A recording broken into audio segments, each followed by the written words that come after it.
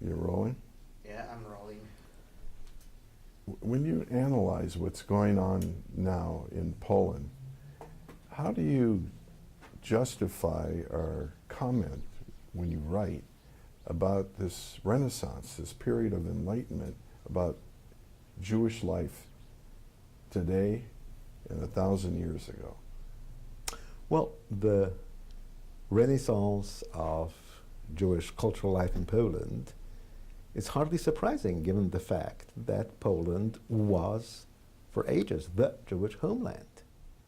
The period of a mono-ethnic, monocultural, mono-national Poland, which is since World War II, is an aberration in Polish history. And this is what always made Polish culture so fascinating and so diverse. It was diverse. It was a cooperative effort of people from different cultural backgrounds.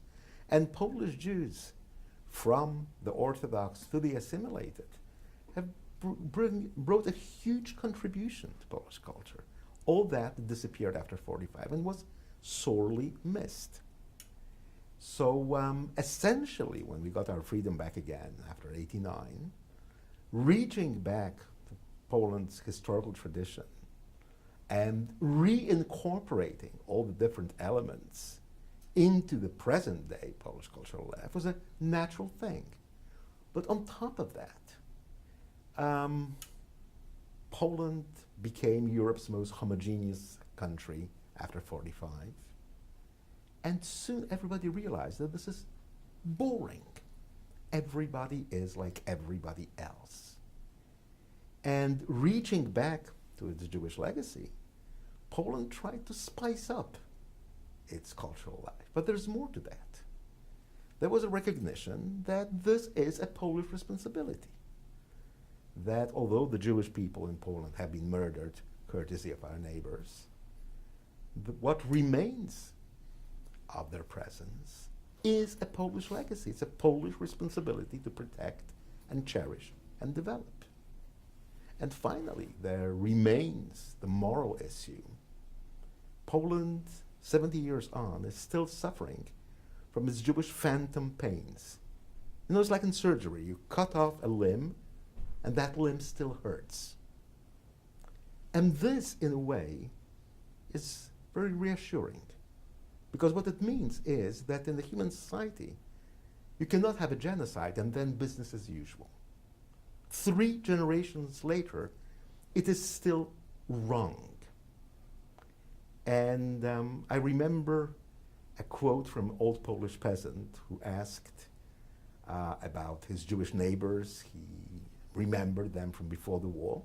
And he also remembered all the classical anti-Semitic myths. He wasn't nice, cute, and politically correct. But then he said, you know what? Ever since they're gone, the harvests aren't right. So for him, like for many other people in Poland, there's something fundamentally wrong about a Poland without a Jewish presence. In a way, you cannot understand Poland without the Jews, the way that you cannot understand Jews without the Poland. This is where all the most important events of contemporary Jewish history originated. All intellectual trends, all religious trends, political trends, Jewish culture, Jewish literature started here. Jewish cinema started here. Jewish theater started here. You wanted to make a career in Jewish theater in the interwar period, you had to come from New York to Poland, because that was where it was really happening. So we're trying to make the harvests right again. It seems like you're succeeding, but the outside world is not aware of it. You know, it's difficult to change fixed perceptions. Poland is seen as the world's greatest cemetery of the Jewish people, and in a way it is that. But it is not only that, far from it. There is a Jewish presence in Poland. We have a small Jewish community. We are not a continuation of the glory that Polish Judaism was before the war. We are, as an organized community, 8,000. We were over 3 million before the war. That's not a continuation. But I often use the metaphor of a forest that had been felled, and then one of the tree stumps grows a green twig. That twig is not the forest that was, but it grows from the same roots. So yes, we are successful in this sense, and slowly this is getting recognized. But interestingly enough, the news is behind the news.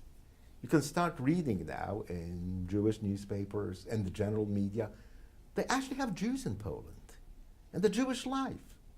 This is old news. This was news 20 years ago, okay? Today this is banal, routine, run-of-the-mill.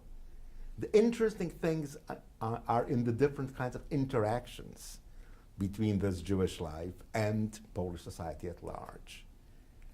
But the fact that there are Jews and they're alive and they're doing Jewish things is very old news by now. What's next? You write about what's going on. What do you perceive is the next to happen? Well, if I knew the answer to that question, I wouldn't be sitting here. I'd be living off the proceeds, right? But first of all, the real challenge to Polish Jewry today is not political, it's demographic. It's not about anti-Semitism, it's about the fact that 8 million, that was me talking in my dreams, 8,000 people are too small a community to be creative. We can replicate ourselves, we can continue existing, but if we do not grow, we will never be creative again. There is demographic growth, to be sure.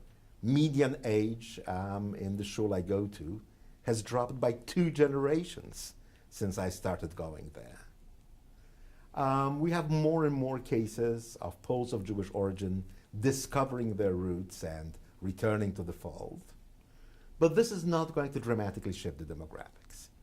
So if this is the way it's going to be, we will have the same issue 20 years from now. We're around, we're safe, but we're uninteresting, we're uncreative, too small to make an impact.